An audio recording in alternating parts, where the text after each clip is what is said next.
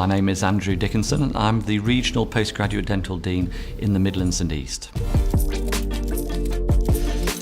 Dental core training is a one-year fixed-term contract which most people enter after they've completed foundation training. Dental core training will give you wider exposure to other conditions which affect the mouth and the neck. There are 3 consecutive years to dental core training. None of these are mandatory. A lot of our applicants will do 1 year and then they will move back into primary care, taking the skills that they've learned which will benefit their patients and patient safety. For people interested in specialising within dentistry, they will consider doing a dental core 2 and even a dental core 3 year because that will enhance their skills.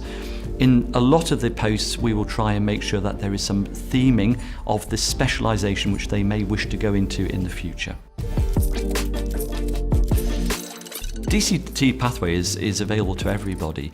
The key skills that you're going to get are not just practical. You'll get training in communication, patient communication, treatment planning, seeing some complex cases that you might come across in primary dental care, but at the same time it can upskill you to give you some more practical skills.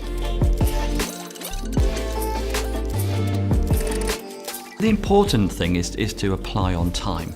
It's amazing how many people are very late in their applications and therefore their application form isn't as robust as we would like to see it. Application for dental core training is through a national recruitment process. Every January it will be advertised through NHS Jobs and also on the CopDend website that the applications are opening. There is a very strict timeline and there will be an initial advertisement of the posts, then there'll be the application process, and then we'll move into a long listing process.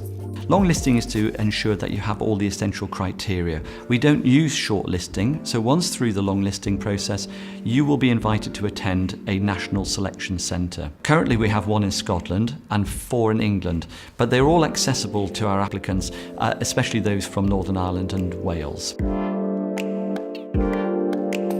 Currently, we estimate that the competition ratio is about 2 applicants for every 1 place. So therefore, we encourage everybody to have a go.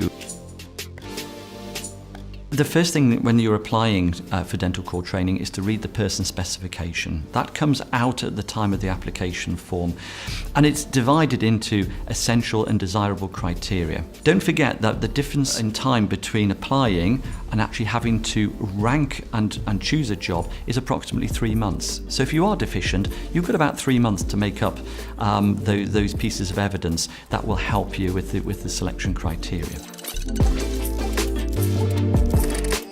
My advice for successful application to the dental core programme is to research the post very, very carefully. The top tip is to talk to somebody who's already doing that job.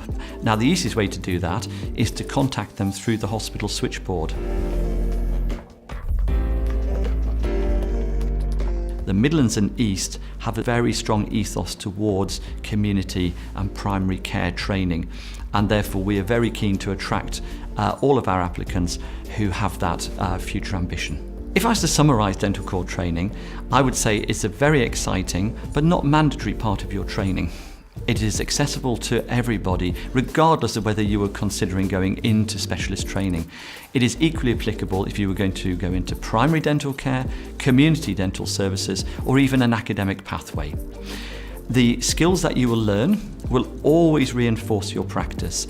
And even though it is hard work and it's quite demanding at times, it is an exciting 1 year of your life.